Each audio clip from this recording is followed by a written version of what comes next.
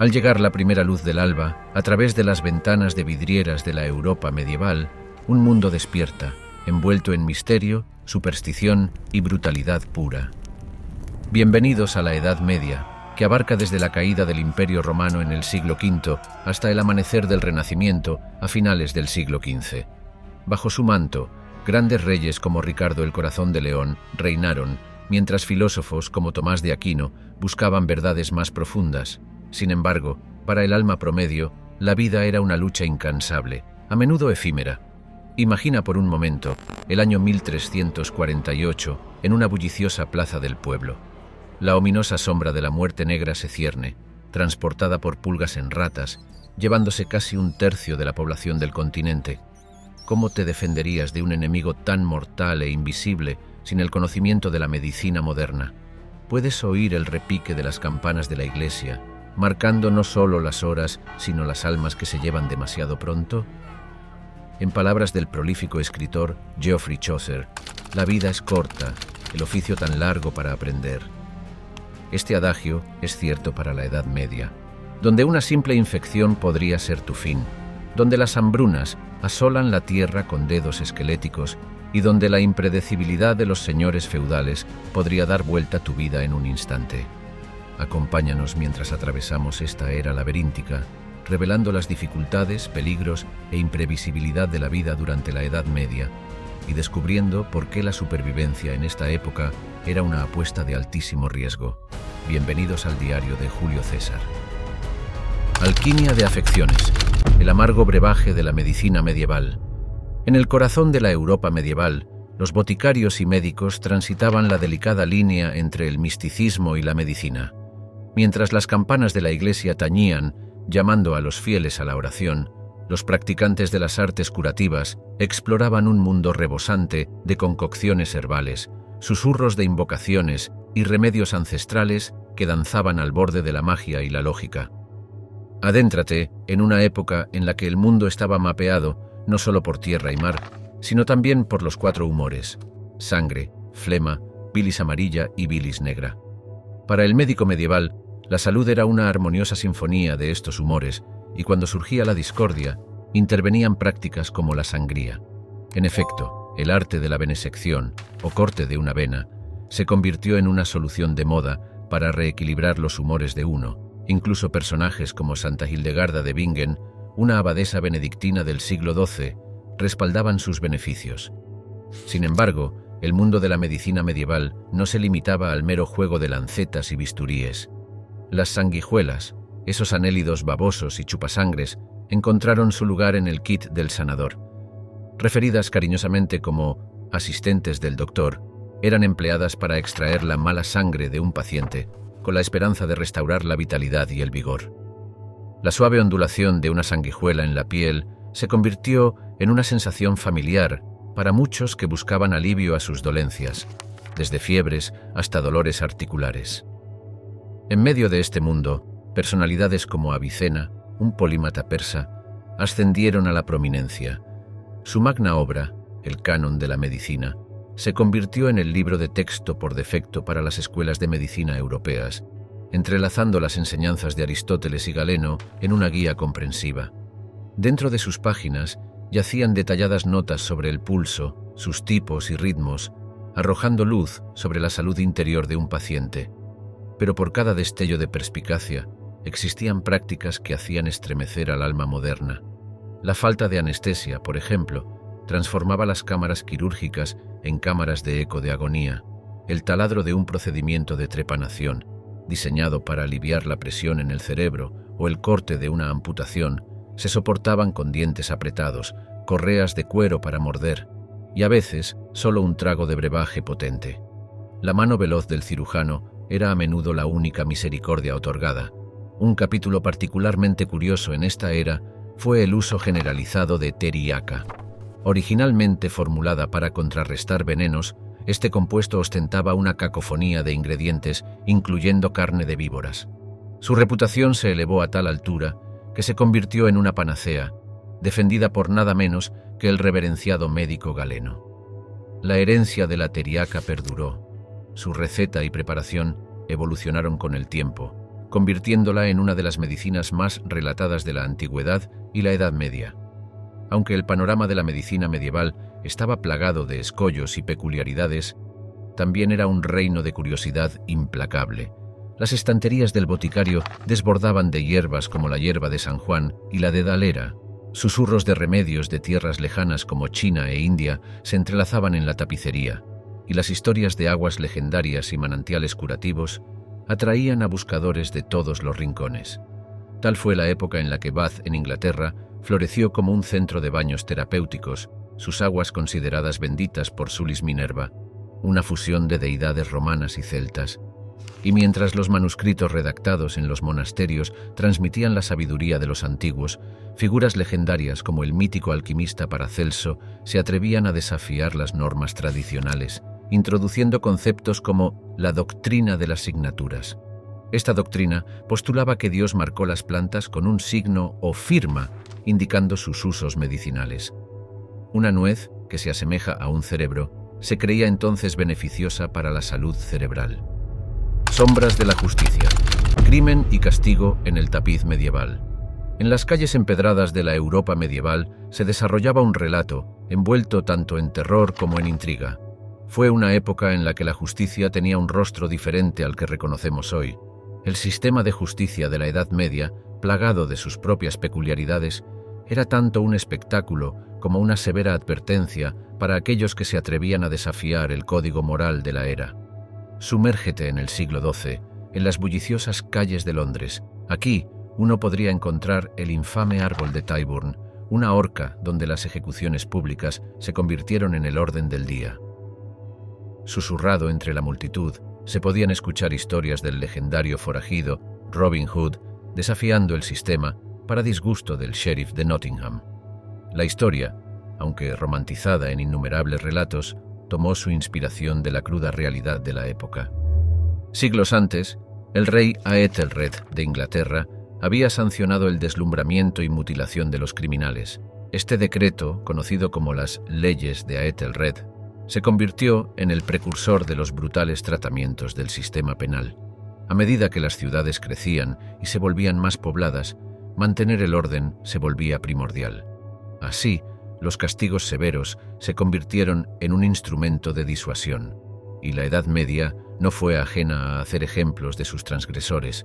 Mientras Londres tenía su árbol de Tyburn, Francia tenía su propio infame monumento a la justicia, la Bastilla. Originalmente construida como una fortaleza en el siglo XIV, más tarde se utilizó como prisión estatal. Aquí, los prisioneros no eran solo criminales comunes. Con el tiempo, se convirtió en un centro de detención para reclusos de alto perfil, incluidos el desafortunado Marqués de Sade y el enigmático hombre de la máscara de hierro. Al otro lado de las aguas en Italia, la justicia tenía su propio sabor distintivo. La República Veneciana, con sus laberínticos canales y bailes enmascarados, celebraba sus juicios en el Palacio del Dux. El Puente de los Suspiros, ahora un símbolo romántico, una vez fue testigo de los lamentos silenciosos de los prisioneros siendo llevados a sus celdas, captando su último vistazo de la ciudad. El poeta Lord Byron, siglos después, inmortalizaría su dolor con las líneas: «Me encontraba en Venecia, en el Puente de los Suspiros, un palacio y una prisión a cada lado». Y luego estaban los juicios, a menudo tanto sobre el espectáculo como sobre la justicia. Toma el dramático juicio del siglo XV de Juana de Arco. Acusada de todo, desde travestismo hasta herejía, el juicio de Juana se convirtió en un carnaval religioso y político. Su eventual martirio en la hoguera, en Rouen, sigue siendo uno de los recordatorios más conmovedores de la férrea influencia de la era en la conformidad y ortodoxia. Otro curioso método para determinar la culpa fue el juicio por ordalía.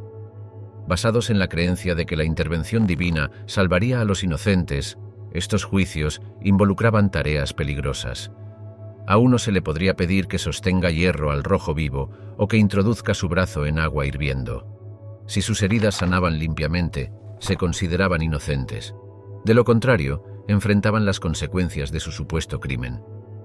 En España, el establecimiento de la Inquisición a finales del siglo XV marcó un sombrío capítulo en los anales de la justicia. Liderados por figuras como Tomás de Torquemada, esta institución cazó y castigó a los herejes. Los autos da fe, actos públicos de penitencia, se convirtieron en grandiosos espectáculos públicos, subrayando el aterrador alcance del poder religioso y estatal.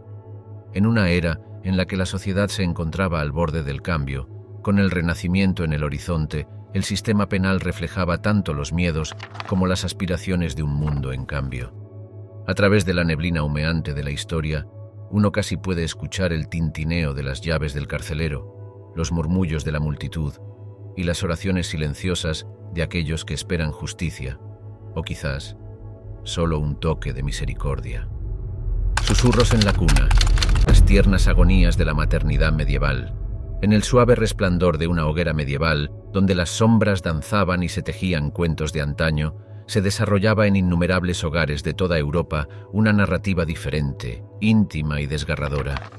Esta era la historia de la maternidad, un viaje pavimentado con amor profundo, pero también marcado por el espectro siempre presente de la pérdida. Imaginen las bulliciosas calles del París del siglo XIII, donde los comerciantes ofrecían sus mercancías y la risa de los niños resonaba.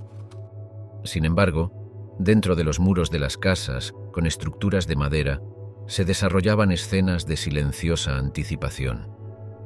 Las madres embarazadas, envueltas en vestidos flotantes, esperaban el momento del parto, a menudo rodeadas por familiares femeninas y comadronas.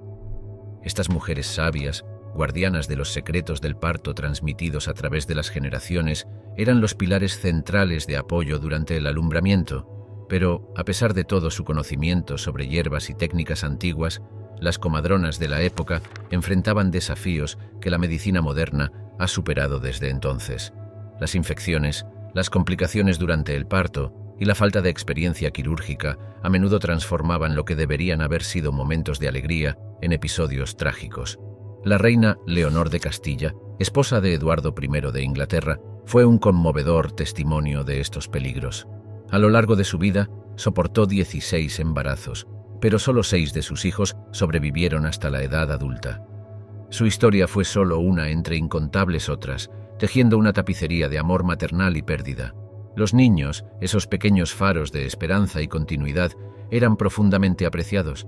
Sin embargo, el primer llanto de un recién nacido a menudo venía acompañado de oraciones susurradas, suplicando protección contra dolencias como la viruela, la desnutrición y los innumerables peligros que acechaban en el mundo medieval.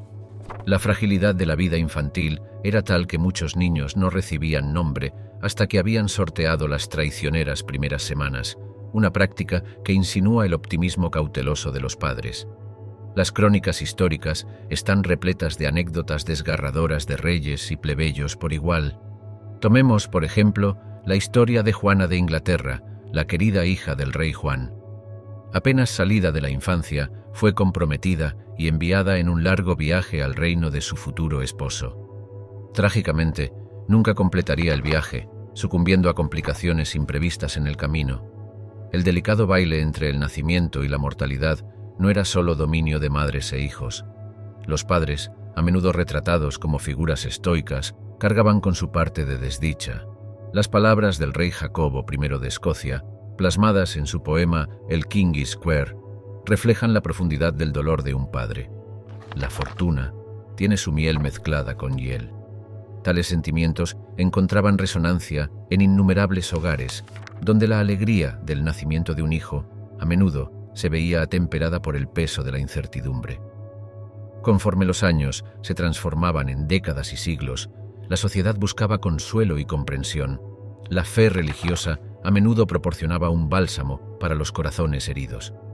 Los bautizos se realizaban apresuradamente, asegurando que incluso si el tiempo de un niño en la tierra era breve, sus almas encontrarían paz eterna. Los cementerios, esos silenciosos custodios de los recuerdos, daban testimonio de la magnitud de la pérdida. Pequeñas lápidas, a menudo adornadas con motivos querubínicos e inscripciones tiernas, salpicaban el paisaje, cada una marcando una vida que fue, aunque efímera. En un mundo donde los juglares cantaban sobre batallas épicas y amor cortés, las suaves canciones de cuna tarareadas por una madre a su hijo enfermo, o las lágrimas silenciosas de un padre llorando a su descendencia perdida, pintaban un retrato diferente de heroísmo. Era un heroísmo nacido no de grandes hazañas en los campos de batalla, sino de la silenciosa resiliencia mostrada ante las más profundas tristezas de la vida. Bajo la sombra de las lanzas, el encanto y la leyenda de los torneos medievales. En medio de los tapices de la Europa medieval, donde los trovadores serenaban bajo cielos estrellados y florecía el amor cortés, los ecos atronadores de cascos y acero chocando pintaban una escena en marcado contraste. Estas eran las arenas de los torneos de caballeros, donde la caballerosidad se encontraba con el caos y las historias de valor se escribían en sudor, sangre y el brillo de las armaduras pulidas. Cuando los primeros rayos del sol besaban los prados del norte de Francia en el siglo XII, uno podía vislumbrar a caballeros gallardos, con sus armaduras relucientes, preparándose para el torneo del día. Estos primeros torneos eran melees caóticas, más parecidas a batallas simuladas que a las justas estructuradas de tiempos posteriores. Los caballeros chocaban en masa, buscando capturar y rescatar a sus compañeros combatientes en un baile de combate que reflejaba las brutales realidades de la guerra medieval. Sin embargo, a medida que las décadas se convertían en siglos, la cara del torneo evolucionaba. Las peleas libres y caóticas dieron paso a concursos más organizados y ritualizados, con las justas emergiendo como un espectáculo favorito. En estos eventos, dos caballeros se cargarían el uno al otro, separados por una barrera de madera conocida como la liza, sus lanzas apuntadas con precisión, con la intención de desmontar a su oponente. La pura fuerza de tal colisión a menudo igualaba el peso de un pequeño coche chocando, convirtiendo la arena en un campo de juegos precario. Nombres como William Marshall, un caballero de tal renombre que sus hazañas se volvieron legendarias, dejaron su marca en estos concursos. Marshall, navegando por la política traicionera de la corte Plantagenet del siglo XII, demostró frecuentemente su valía en torneos, ganando tanto riqueza como una reputación que lo llevaría a servir como regente para el joven rey Enrique el III. Pero los torneos no eran solo acerca de la gloria individual. Eran eventos sociales, atrayendo audiencias de todos los estratos de la sociedad. Entre los espectadores, una doncella podría lanzar un favor, quizás un pañuelo o una cinta, a su caballero elegido, un símbolo de su estima y un talismán para su éxito. Estos gestos promovieron las narrativas románticas tejidas alrededor de los torneos, entrelazando el amor y la guerra en un cautivador ballet. Desde las gradas, reales y nobles observaban con gran interés. Ricardo el Corazón de León, el rey inglés conocido por su celo cruzado, era un ferviente fanático de estos juegos. Su presencia en un torneo era un testimonio de su importancia, otorgando un aire de majestuosidad a la ya grandiosa ocasión.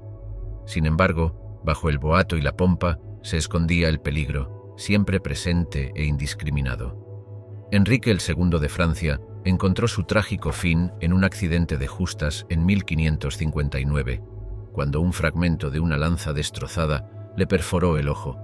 Tales incidentes subrayaban la naturaleza mortal de estos juegos, donde la línea entre el triunfo y la tragedia era peligrosamente delgada. Incluso el equipo daba testimonio de los riesgos inherentes. Con el tiempo, el diseño de las lanzas de justa evolucionó, incorporando características como el coronel, una punta de 3 puntas, para reducir la posibilidad de penetración, pero aumentar la probabilidad de romperse al impacto, ofreciendo un espectáculo visual. Los cascos, también, se volvieron más pesados. Sus viseras se estrecharon para minimizar la exposición. Sin embargo, incluso en medio de los peligros, el atractivo del torneo seguía siendo irresistible. Su atracción magnética fue elocuentemente capturada por Geoffroy de Charny, un caballero y autor del siglo XIV, quien reflexionó: «Verás caballeros y escuderos, viejos y jóvenes, todos tratando de golpearse mutuamente, y preferirían morir antes que retroceder». Tal era el ethos que alimentaba estos eventos, una mezcla de coraje, camaradería y una búsqueda de honor. Susurros de batalla, el arte del asedio y escaramuzas del poder medieval.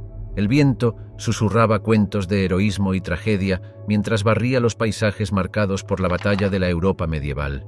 Un reino donde el clamor del acero resonaba incesantemente y donde los muros imponentes servían tanto de protectores como de prisiones. La Edad Media, con su rica tapicería de conquistas y defensas, fue una época donde los reinos se levantaron y cayeron con el flujo y reflujo de las guerras, asedios y conflictos interminables. En 1066, una fecha grabada para siempre en los anales de la historia, la batalla de Hastings vio a Guillermo el Conquistador navegar desde Normandía hasta las costas inglesas. Su triunfo transformó a Inglaterra, pero el conflicto no terminó en Hastings. Los invasores normandos tuvieron que asediar muchos baluartes ingleses para solidificar su dominio. Fue el comienzo de una serie de asedios que marcarían el paisaje medieval por siglos por venir.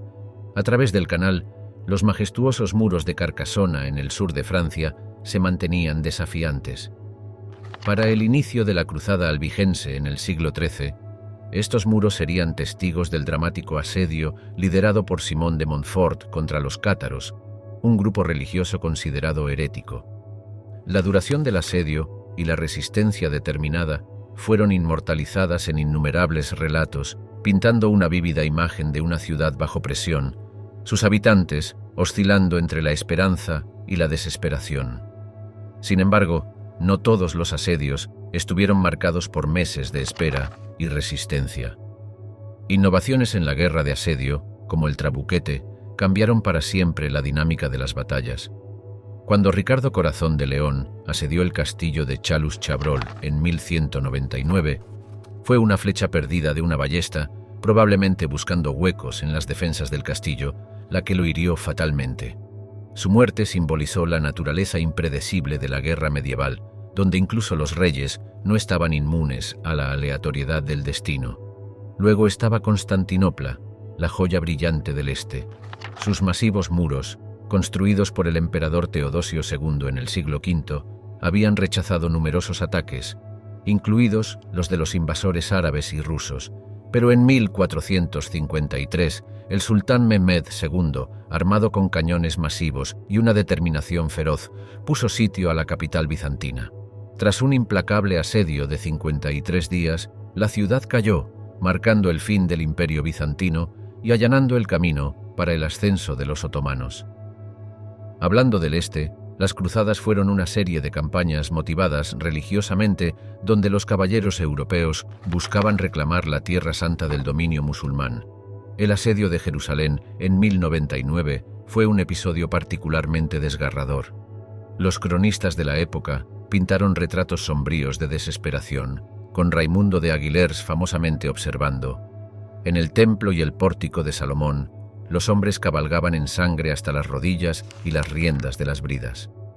Tales relatos capturaban las duras realidades y brutalidades de la guerra de asedio durante esos tiempos tumultuosos. Sin embargo, en medio del vasto lienzo de conflictos brillaban historias personales. Leonor de Aquitania, la formidable reina tanto de Francia como de Inglaterra, acompañó a su entonces esposo Luis VII durante la Segunda Cruzada. Su viaje, lleno de intrigas políticas y tensiones personales, proporcionó una visión del delicado baile del poder y las relaciones en el contexto de amplias campañas militares. Susurros de aflicción, el azote invisible de la Europa medieval. En una época en la que las catedrales se elevaban hacia el cielo y los juglares cantaban historias de caballerosidad, un espectro invisible deambulaba por las calles empedradas de la Europa medieval. Mientras los reinos surgían y los emperadores reclamaban vastos territorios, este fantasma, llevado en las salas de la Contagio, estaba destinado a arrojar una sombra tan profunda que el tejido mismo de la sociedad temblaría. Fue a mediados del siglo XIV cuando el puerto de Cafa, situado en Crimea, presenció el acto inicial de este drama mórbido. La guerra de asedio estaba en marcha, y el ejército mongol atacante, plagado de una enfermedad desconocida, catapultaba cadáveres infectados sobre los muros de la ciudad en lo que podría verse como un precursor macabro de la guerra biológica. Desde esos sombríos comienzos, una amenaza se propagaría, llevada por pulgas que viajaban en ratas negras, moviéndose a través de barcos mercantes y rutas comerciales. Llamada la muerte negra, pero conocida para los eruditos como la peste bubónica, su llegada fue tan sigilosa como sus efectos aterradores. En bulliciosos mercados, donde los comerciantes regateaban y los bufones entretenían, comenzaron los susurros, historias de aldeas consumidas por una enfermedad rápida, de familias diezmadas en días y del temor de que el mundo llegara a un abrupto final. Entre los adoquines de Florencia, El poeta italiano Giovanni Boccaccio pintó una vívida imagen del impacto de la plaga en su obra maestra, el Decamerón. Sus palabras reflejaban la desesperación de una sociedad desvinculada. Tal terror se apoderó del corazón de hombres y mujeres por esta calamidad que el hermano abandonó al hermano y muy a menudo la esposa a su esposo. Sin embargo, en medio del mar de angustia, el espíritu humano buscaba consuelo de múltiples maneras. Los movimientos flagelantes ganaron impulso, con adherentes azotándose públicamente en penitencia, creyendo que sus actos aplacarían a una divinidad enfurecida. En Inglaterra, el ritmo inquietante de la canción infantil Ring a Ring of Roses, a menudo asociada con la peste, insinuaba las huellas culturales que la enfermedad dejaría para las generaciones venideras. A medida que la muerte negra iba y venía, reclamando casi un tercio de la población de Europa en su barrido inicial, las estructuras sociales evolucionaban. La escasez de mano de obra después de la pandemia fortaleció el poder negociador de los campesinos, llevando a eventos como la revuelta de los campesinos ingleses en 1381. Irónicamente, la misma calamidad que trajo inmensa desesperación también sembró las semillas para el cambio social. Pero el espectro de la enfermedad no se limitó a la peste bubónica. La lepra, un adversario antiguo, había marcado su presencia en la Europa medieval desde hacía mucho tiempo. Casas de Lázaro, dedicadas al cuidado de los afligidos, surgieron en el paisaje. Estas instituciones se erigieron como un testimonio de compasión y un sombrío recordatorio de la fragilidad de la existencia humana. A medida que los años avanzaban, otras enfermedades se unían a la sombría procesión. El sudor anglés, que golpeó a la Inglaterra de los Tudor con ferocidad, dejó una marca indeleble en la psique de la era. Su rápido inicio y mortal desenlace se mencionan en los escritos de Thomas More y Desiderius Erasmus, ambos navegando por las traicioneras aguas de esta nueva dolencia. En los corredores del tiempo, donde caballeros y siervos, reyes y mendigos, todos caminaban, los enemigos invisibles de la enfermedad reclamaban un lugar de oscura distinción.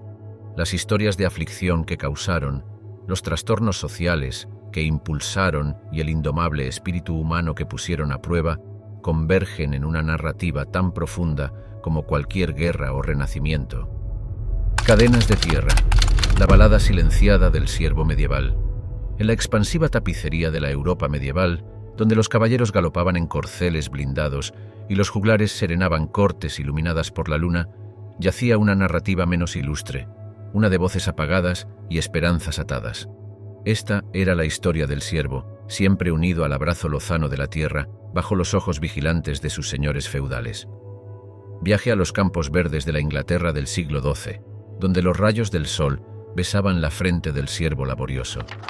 Cada gota de sudor que resbalaba por su frente no era solo la marca del esfuerzo físico, sino también emblemática de una vida atada por cadenas invisibles. El siervo, a diferencia del campesino libre, no era simplemente un trabajador de la tierra, sino que en muchos aspectos era parte de la tierra misma. El mismo suelo que araban, sembraban y cosechaban era el mismo suelo que los anclaba en un ciclo de servidumbre perenne. El dominio del señor local no era solo sobre extensiones de tierra, sino que se extendía sobre las mismas vidas y destinos de quienes la habitaban. Los esponsales de un siervo requerían el consentimiento del señor, y sus hijos, como crías nunca destinadas a volar lejos del nido, heredaban el yugo de la servidumbre. Los registros históricos resuenan con relatos de señores ejerciendo el droit de seigneur, un derecho controvertido y debatido supuestamente permitido al señor pasar la primera noche con la novia del siervo. Dentro de los muros de piedra de la casa señorial, la vida vibraba a un ritmo diferente. Aquí, el señor, a menudo vasallo de un noble o monarca más poderoso, desempeñaba el doble papel de protector y benefactor. A cambio del labor inquebrantable de los siervos, les proporcionaba parcelas de tierra para cultivar, protección contra bandas merodeadoras o disputas vecinas y una apariencia de justicia en su corte. Sin embargo, la balanza a menudo estaba desequilibrada. El famoso Libro de Domesday, encargado por Guillermo el Conquistador en 1086, cronicaba las vastas tierras y recursos de Inglaterra, catalogando a los siervos como activos, equiparables al ganado o la chatarra. Su valía se medía no por sus sueños o deseos, sino por su capacidad de elaborar y producir. Desde el corazón de Francia emanaban relatos de siervos como Pierre, que, en un intento por la libertad, huyó hacia las ciudades en crecimiento, creyendo leyendas urbanas que un año y un día en la ciudad podrían romper las cadenas de la servidumbre.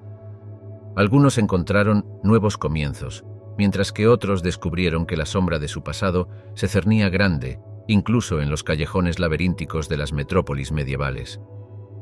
Esparcidas entre estas crónicas, había momentos de rebelión apagada y resistencia tranquila, las baladas de juglares errantes, aunque a menudo cantaban alabanzas de caballeros valientes, a veces llevaban los matices de las penas de la servidumbre. Se podían escuchar susurros de emancipaciones, donde aldeas enteras negociaban cartas de libertades, comprando su camino fuera de la servidumbre. Tales relatos, aunque escasos, ofrecían destellos de esperanza en un horizonte de otro modo nublado. Las voces de los siervos, aunque sofocadas por el peso de las cadenas feudales, encontraron resonancia en épocas posteriores. Historiadores como Marc Bloch se adentraron en los anales de la servidumbre, buscando amplificar sus narrativas y colocarlas en el centro del escenario en el gran teatro de la historia. En el corazón de la Europa medieval, mientras los imperios se elevaban y las catedrales tocaban los cielos, el siervo, con manos callosas y espíritu inquebrantable, tallaba una vida entre la esperanza y la desesperación. La suya era una balada de tierra y resistencia, una canción de fuerza silenciosa que resonaba a través de los corredores del tiempo, recordando a las futuras generaciones el precio de la libertad y la indomable voluntad del espíritu humano. Ecos de fe, las ardientes pruebas del alma medieval. En medio de los vastos paisajes de la Europa medieval, donde las agujas de las catedrales perforaban los cielos y los cantos gregorianos resonaban en sagrados corredores, el alma humana se encontraba envuelta en una lucha implacable. Era una época en la que la fe era tanto escudo como espada, iluminando el camino para muchos, mientras arrojaba sombras sobre otros. El amanecer del siglo XII fue testigo de los cambiantes contornos de la cristiandad. Mientras los debates teológicos se desataban en recintos cerrados, las calles exteriores rebosaban de susurros de herejía. Los cátaros en el sur de Francia, con sus creencias dualistas que contrastaban fuertemente con el cristianismo ortodoxo, se encontraron en el epicentro de la tormenta. Albi, una pintoresca ciudad empapada de cultura occitana, se convirtió en sinónimo de la herejía cátara, dando lugar finalmente al término albigense. Sus creencias, vistas como un desafío a los cimientos mismos de la Iglesia, encendieron las llamas de la cruzada albigense, donde ciudades como Béziers fueron consumidas tanto en fuegos metafóricos como literales. Sin embargo, los cátaros no estaban solos en su calvario. Al otro lado del canal, en las verdes islas de Inglaterra, historias de persecución pintaban las crónicas. Una figura prominente de tal narrativa fue Margery Kempe, una mística y visionaria. En su libro, Margery habló de revelaciones divinas, sus fervientes lágrimas y peregrinaciones apasionadas. Sin embargo, sus expresiones no ortodoxas de piedad a menudo la situaban en la mira de la sospecha, mientras danzaba al borde de la herejía. Aventurándose hacia el este, las historias adoptaban un tono diferente. En el corazón de Iberia, donde aún persistían los ecos de la Reconquista, la armonía de la convivencia comenzaba a decaer. Los judíos, que habían prosperado bajo el dominio islámico, vieron su suerte trastornada. En ciudades como Toledo y Granada, el espectro de la Inquisición se cernía, donde el infame auto da fe veía a muchas almas consumidas por el fuego, siendo su único delito una fe considerada ajena a la ortodoxia. Mientras Europa lidiaba con divisiones teológicas internas, el llamado de tierras lejanas resonaba en las cámaras del poder. El Papa Urbano II, de pie en el púlpito de Clermont en 1095, encendió la pasión de miles con su llamado a la primera cruzada. Habló de la Tierra Santa, de las calles sagradas de Jerusalén, ahora bajo el yugo selyúcida. Sus palabras, Deus vult, Dios lo quiere, se convirtieron en el grito de guerra para una generación de caballeros y campesinos por igual. Sin embargo, mientras los cruzados marchaban por tierras bizantinas, lugares como Constantinopla fueron testigos de los matices más oscuros de este empeño sagrado, ya que amigo y enemigo se volvían indistinguibles en los estertores de ambición y fanatismo. Entre las innumerables voces de esta era, una se destaca no por su espada, sino por su pluma. Pedro Abelardo, el famoso filósofo teólogo de París, se aventuró donde pocos se atrevían, cuestionando doctrinas y desafiando normas establecidas. Su relación con Eloís se convirtió en materia de leyenda, pero fue su tratado, Sic et Non, lo que verdaderamente agitó las aguas. Al yuxtaponer fuentes teológicas contradictorias, Abelardo no ofreció soluciones, sino que invitó a los lectores a la reflexión crítica. Sin embargo, el establishment vio sus esfuerzos con temor, lo que llevó a que sus obras fueran tachadas de heréticas en el Concilio de Sens. Tormentas del Norte, los retumbantes ecos de los invasores vikingos. El frío de un viento norteño lleva consigo cuentos tan antiguos como el tiempo mismo, de fieros guerreros y exploradores incansables que se atrevieron a aventurarse en el vasto desconocido. Los vikingos, cuyo nombre en antiguo nórdico, vikinger, significaba pirata o asaltante, no eran meramente saqueadores, sino portadores de una ola cultural que rediseñó la tapicería medieval de Europa. En la última parte del siglo VIII, mientras las campanas monásticas sonaban armoniosamente a lo largo de los paisajes serenos de Northumbria en Inglaterra, una sombra se cernía en el horizonte. El año 793, después de Cristo, fue testigo de un evento que enviaría ondas de choque a lo largo de la cristiandad. La sagrada isla de Lindisfarne, un faro de la piedad cristiana, fue puesta bajo asedio por los marinos nórdicos. Monjes que una vez transcribieron las sagradas escrituras e iluminaron manuscritos, ahora enfrentaban el sombrío espectáculo de la agresión vikinga. Esto no fue un mero asalto, fue el llamado sonoro de una era de exploración y expansión. Aunque Lindisfarne está grabada en los anales históricos como un símbolo de estas incursiones, fue solo un capítulo en una extensa saga. Las costas de Irlanda, con su belleza verdante, no eran ajenas al poderío vikingo. Dublín, hoy una capital bulliciosa, debe su génesis a estos colonos nórdicos. De manera similar, las encantadoras vías fluviales de Francia susurraban cuentos de otra leyenda vikinga, Rollo, quien más tarde sentaría las bases del Ducado de Normandía, alterando para siempre el curso de la historia inglesa. Aventurándose más al sur, incluso las formidables murallas de París no pudieron disuadir a estos audaces exploradores. En el año 845 después de Cristo, el caudillo nórdico Ragnar Lodbrok, según cuenta la leyenda, navegó por el Sena. El rey Carlos el Calvo de West Francia, descendiente del poderoso Carlomagno, solo podía observar con temor cómo los hombres de Ragnar asediaban su preciada ciudad. El asaltante vikingo, tan astuto como feroz, finalmente partió, pero solo después de que sus cofres fueron llenados con 7.000 libras de plata como tributo. Pero la narrativa vikinga no fue meramente de saqueo y conquista. En sus drakars, tallados intrincadamente con cuentos de dioses y monstruos, estos nórdicos navegaron hasta los rincones del mundo conocido. Desafiaron la gélida expansión de Groenlandia, donde Eric el Rojo estableció asentamientos, y se aventuraron aún más allá, hasta las costas de Vinland, en lo que hoy reconocemos como América del Norte. Su alcance no estaba confinado al oeste. La Guardia Varangiana del Imperio Bizantino, soldados de élite al servicio del emperador en Constantinopla, contaba con muchos guerreros nórdicos en sus filas. Si bien su destreza marcial era innegable, lo que verdaderamente distinguía a los vikingos era su espíritu de curiosidad y resiliencia. Sus sagas, narrativas orales transmitidas a lo largo de las generaciones, capturaban no solo sus hazañas heroicas, sino su esencia humana. La saga de Egil Skallagrimsson, por ejemplo, pinta el retrato de un guerrero poeta, cuyos versos eran tan conmovedores como feroz era el golpe de su espada. Y luego estaba el enigmático alfabeto rúnico, a través del cual grababan sus cuentos en piedras, inmortalizando para siempre sus travesías. En medio de esta tapicería de aventura y conflicto, uno no puede evitar reflexionar sobre un curioso artefacto, los ajedrezes de Lewis, descubiertos en las hébridas exteriores de Escocia.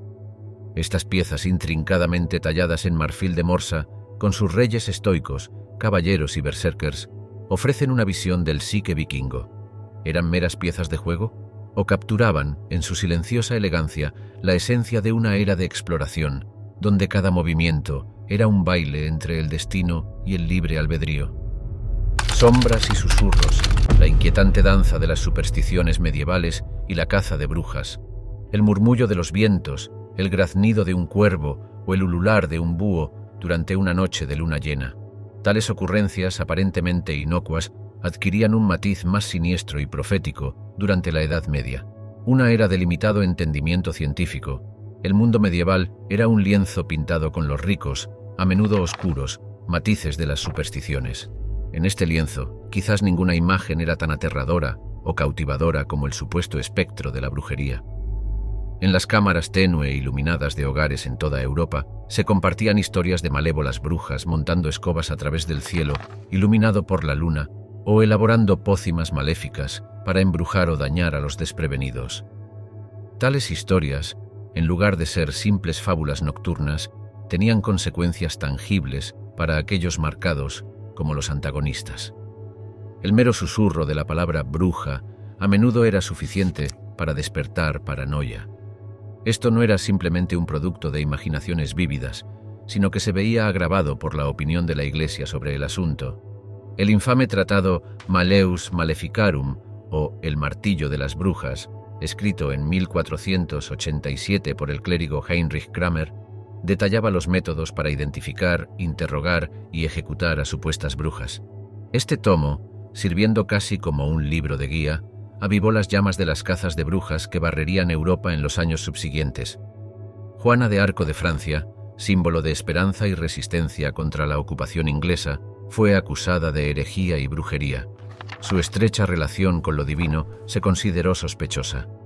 A pesar de sus victorias para Francia, la joven visionaria se encontró atada a una estaca en Rouen en 1431. Sus afirmaciones de visiones proféticas y conversaciones con santos condujeron a su trágico final en el fuego. En las Islas Británicas, el miedo a lo sobrenatural era igual de palpable. Escocia, con sus escarpadas tierras altas y valles brumosos, era un terreno particularmente fértil para historias del arcano. La obsesión del rey Jacobo el VI con las artes oscuras culminó en los juicios de brujas de North Berwick de la década de 1590. Tras enfrentar tormentas mientras navegaba de regreso de Dinamarca con su reina, Jacobo estaba convencido de que brujas malévolas intentaban ahogarlo. Las investigaciones resultantes vieron a más de 100 personas acusadas, con muchas enfrentando tortura y sombríos destinos. Sin embargo, no solo la élite o la realeza quedaron atrapadas en esta red de superstición. En el ondulante campo de Alemania, una anciana herbolista que proporcionaba remedios podría encontrarse de repente acusada de preparar no curas, sino maldiciones. Una comadrona, después de una serie de partos infructuosos en un pueblo, podría ser señalada como bruja, creyendo que estaba robando las almas de los recién nacidos. A menudo, estas cacerías y juicios tenían corrientes subyacentes de maquinaciones sociales y políticas. Los acusados eran frecuentemente forasteros, aquellos que no encajaban ordenadamente en el molde social o individuos con los que había cuentas pendientes. Las acusaciones de brujería se convirtieron en herramientas convenientes para marginar y eliminar amenazas. Este torbellino de paranoia incluso consumió círculos intelectuales. El renombrado filósofo Johann Weyer, en el siglo XVI, se atrevió a desafiar las nociones predominantes. Sostuvo que muchos de los acusados de brujería padecían enfermedades mentales y deberían ser atendidos por médicos en lugar de ser perseguidos. Sin embargo, sus puntos de vista progresistas fueron recibidos con rechazo por parte de contemporáneos que los veían como heréticos. Cosechas, hambre y esperanza. La apuesta gastronómica de las comidas medievales. Entre las tapicerías de relatos medievales tejidas con caballerosidad y conquistas, las historias más humildes de la sustentancia diaria a menudo permanecen eclipsadas. Sin embargo, cada bol de puchero, rebanada de pan grueso y jarra de cerveza cuenta la historia de un pueblo constantemente danzando en el delicado precipicio entre la nutrición y la necesidad. Las cocinas medievales, con sus fuegos crepitantes y ollas burbujeantes, eran un refugio, especialmente en los crudos inviernos. Pero bajo la calidez y el atractivo aroma yacía una apuesta, un juego de azar con cada bocado y cada sorbo. Sin las comodidades de la conservación moderna, La comida en la mesa medieval era a menudo una espada de doble filo, prometiendo nutrición por un lado y potencial enfermedad por el otro. El arte de la conservación de alimentos era una mezcla de tradición e innovación. Técnicas como la salazón, el secado y la fermentación se transmitieron de generación en generación. Sin embargo, incluso estos métodos ancestrales no eran rival para el caprichoso clima europeo. Los calurosos veranos podían echar a perder las reservas de grano, volviéndolas mohosas y dando lugar al ergotismo, una condición mortal popularmente denominada como fuego de San Antonio. Esta condición, resultado de consumir pan de centeno infectado por hongos, conducía a alucinaciones, convulsiones dolorosas y, en muchos casos, gangrena. Si la amenaza de las enfermedades no era lo suficientemente desalentadora, el espectro de la hambruna se cernía grande, proyectando sombras de desesperación. Los años 1315 a 1317, conocidos como la Gran Hambruna, vieron lluvias implacables que arruinaron las cosechas en toda Europa del Norte. Los ríos se desbordaron, el ganado se ahogó y los graneros se convirtieron en pozos sépticos pudriéndose. Las crónicas de la época, como las del sacerdote galés Adam de Usk, relatan historias de desesperación donde las familias abandonaron sus hogares y las personas recurrieron a consumir carne de caballo, perros, gatos y, en los momentos más oscuros, incluso a otros humanos. Sin embargo, incluso en la abundancia, no todo era alegre. Los sabores que adornaban las mesas de la Europa medieval eran una mezcla curiosa.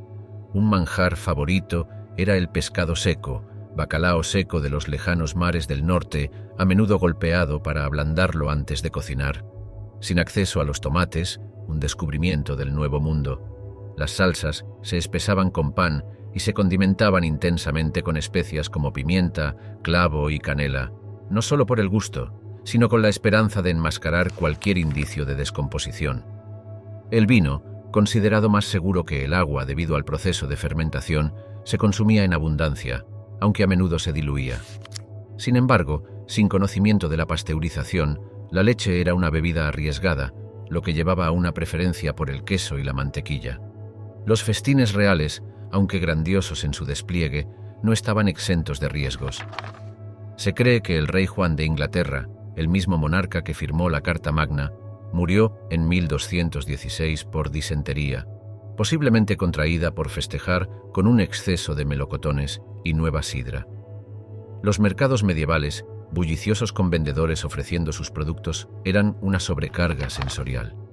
La falta de supervisión significaba que la adulteración era rampante. El panadero podría mezclar tiza o serrín para estirar los suministros de harina, mientras que la cervecera podría estar diluyendo la cerveza con fuentes de agua dudosas. De hecho, estas prácticas dieron origen a la ajuste del pan y la cerveza en Inglaterra, un conjunto de regulaciones que estipulaban el precio, el peso y la calidad de estos elementos básicos. A pesar de los peligros, había un espíritu indomable, una resiliencia que definía a la población medieval. Aceptaron sus humildes lentejas, frijoles y granos, aprovechando al máximo lo que las estaciones les otorgaban. Los jardines monásticos florecieron con hierbas no solo para sanar, sino también para agregar sabor a las comidas. Ríos de pesares. Las ensuciadas calles de las metrópolis medievales. En los oscuros callejones y bulliciosos mercados de las ciudades europeas medievales, un mosaico de empresa humana cobraba vida, interrumpido por los llamados de los comerciantes, el traqueteo de cascos de caballos y el repique de las campanas de las iglesias. Sin embargo, debajo de este tapiz de vida fluían ríos invisibles, arroyos de desechos, restos de festines y recordatorios de la comprensión rudimentaria de la sanidad de la época. La idea de una calle empedrada y limpia habría sido tan fantástica para un habitante medieval como un carruaje volador. Las calles de ciudades como Londres, París o Roma, aunque vibrantes centros de comercio y cultura, tenían poco parecido con sus contrapartes modernas. En lugar de carriles y caminos ordenados, muchas calles medievales eran lodazales embarrados, donde los desechos de todo tipo se mezclaban libremente. Una notable curiosidad de esta era la olla de cámara, una compañera nocturna para muchos. Al amanecer, su contenido a menudo encontraba su camino fuera de las ventanas con un grito habitual de «Gardez-lo». «Cuidado con el agua», precursor del moderno ojo arriba. Este ritual matutino desagradable, especialmente en las ciudades abarrotadas, significaba que los peatones necesitaban algo más que un agudo sentido de dirección. La agilidad y los reflejos rápidos eran igualmente cruciales. Aunque algunas ciudades medievales sí contaban con rudimentarios sistemas de drenaje, a menudo estaban mal mantenidos e ineficientes. La cloaca máxima, la gran alcantarilla de la antigua Roma, para la época de la Edad Media, se había convertido en una sombra obstruida de su antiguo yo. De manera similar, en Londres, el río Fleet, que una vez fue una vía navegable, se había convertido en un lento arroyo de lodo debido al vertido indiscriminado de residuos. ¿Pero por qué esta apatía general hacia la limpieza? Una razón eran las teorías médicas prevalecientes de la época. Basadas en la teoría humoral, donde el equilibrio de los 4 humores del cuerpo determinaba la salud, la limpieza ambiental no estaba directamente vinculada a la salud personal. Por lo tanto, bañarse, que era una actividad comunal y social en tiempos romanos, disminuyó en popularidad. Para la época de la peste de 1665, un folleto bien intencionado aconsejaba a los londinenses que abandonen los baños públicos para que con el uso de la sauna los humores se rarefagan, se abran los poros del cuerpo y así se vuelvan más susceptibles al contagio. Las figuras históricas no estaban inmunes a estos desafíos de saneamiento. Los grandiosos palacios de los monarcas, con sus cámaras doradas y salones tapizados, tenían sus propios problemas. Versalles, el magnífico asiento de la monarquía francesa, no tenía retretes para sus miles de cortesanos. En su lugar, los pasillos y escaleras a menudo soportaban las urgencias. En un intento por combatir los olores del entorno urbano, una profusión de perfumes, pomanderes y pañuelos perfumados se convirtieron en accesorios indispensables para la élite. Isabel I de Inglaterra, famosa por su tez de alabastro, se decía que se bañaba una vez al mes, una frecuencia considerada excesiva por muchos de sus contemporáneos. Sin embargo, en medio de este ataque olfativo, las semillas del cambio estaban brotando. Visionarios como Juan de Salisbury, en el siglo XII, criticaron la suciedad de las ciudades, comparando a París con un muladar. Para el siglo XVI comenzaron a surgir regulaciones urbanas, dictando dónde y cómo se podía disponer de los desechos, insinuando una comprensión en evolución de la higiene urbana. Susurros y huellas de carro, la lenta danza de la distancia en la Edad Media.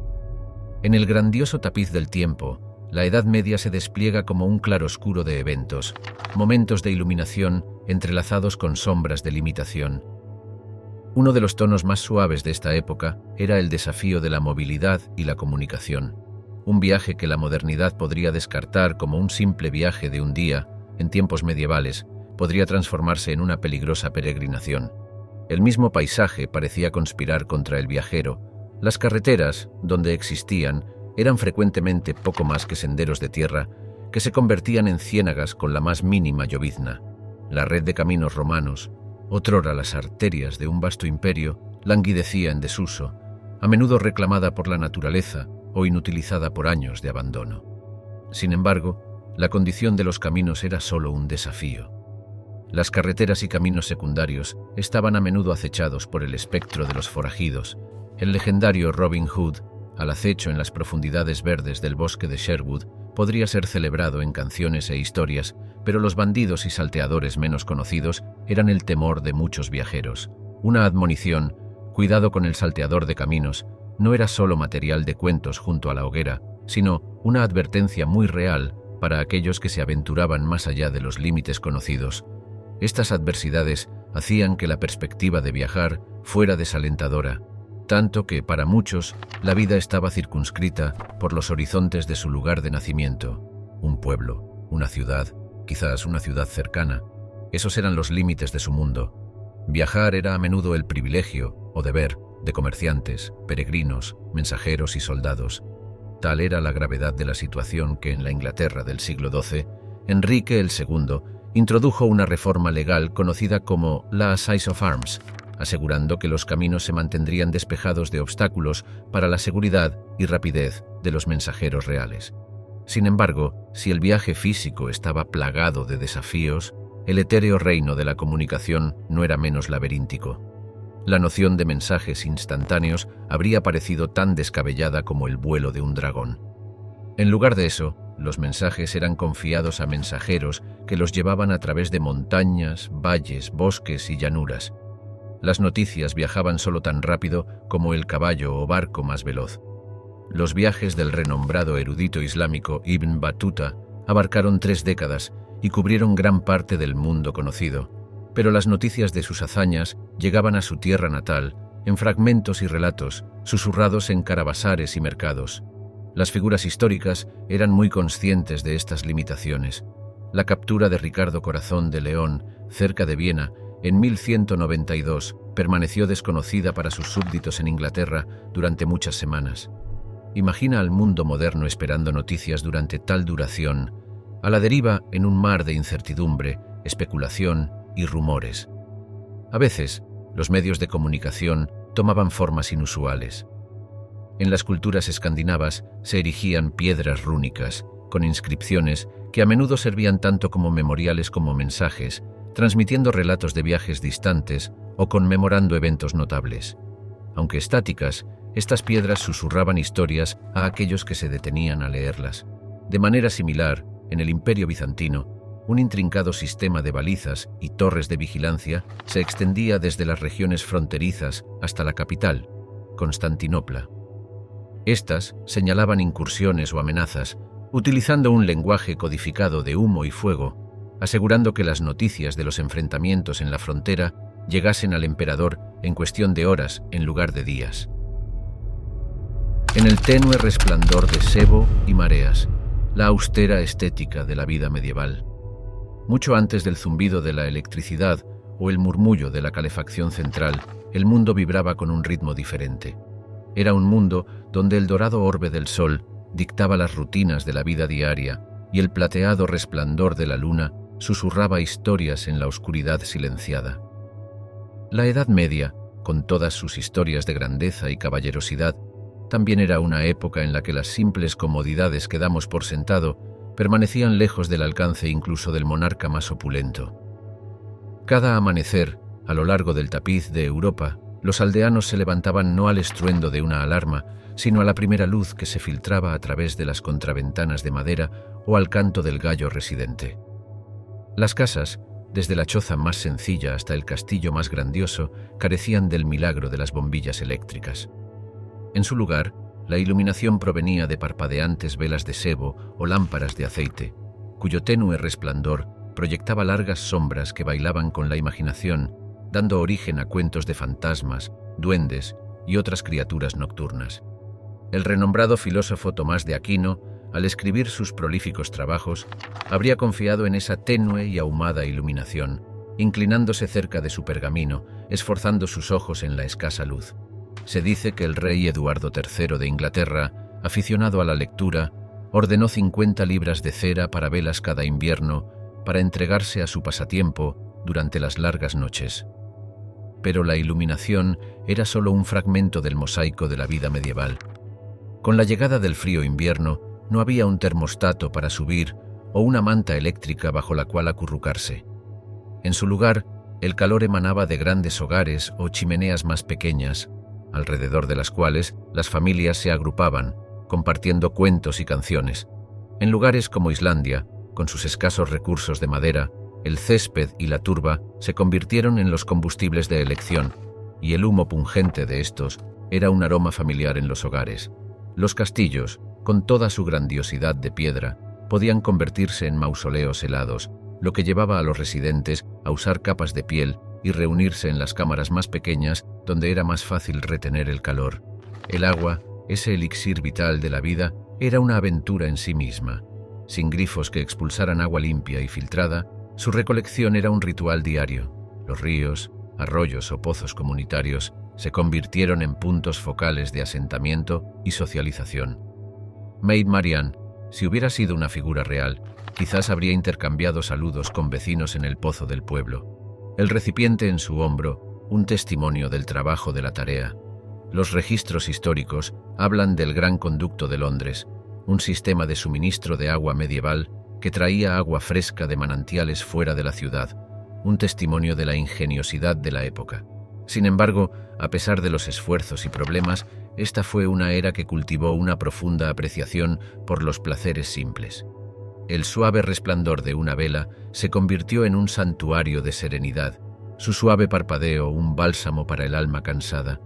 El calor de una chimenea, alrededor de la cual se congregaban las familias, fomentaba lazos de parentesco y camaradería que muchos individuos modernos, ensimismados en pantallas digitales, podrían envidiar. Cada gota de agua, ganada con esfuerzo de pozos o arroyos, era una gema líquida, enseñando gratitud con cada sorbo. Quizás Geoffrey Chaucer, en sus cuentos de Canterbury, pinte la imagen más vívida de esta época. Sus peregrinos, desde el caballero hasta el molinero, viajaron largas distancias, desafiando los elementos sin el confort de carruajes con calefacción o linternas LED, obteniendo calor de las historias compartidas y la camaradería de los compañeros de viaje. A medida que las sombras de antaño llegan a su fin, recordamos la resistencia de nuestros antepasados, el mismo nervio y espíritu que forjó la historia. La Edad Media, un tapiz de valor y vicisitudes, no es solo un capítulo de nuestros libros de texto, sino un testimonio de la resistencia humana. ¿Habríamos prosperado en una época sin electricidad, antibióticos o Netflix, acostumbrados a nuestras comodidades modernas? Sir Thomas More una vez comentó: «Los tiempos nunca son tan malos que un buen hombre no pueda vivir en ellos». Pero la pregunta sigue en pie: ¿habríamos podido mantenernos firmes en medio del tumulto de la época medieval? Reflexiona sobre eso mientras nos despedimos de un mundo que fue tan desafiante como carismático. Hasta nuestra próxima travesía histórica, os deseo lo mejor.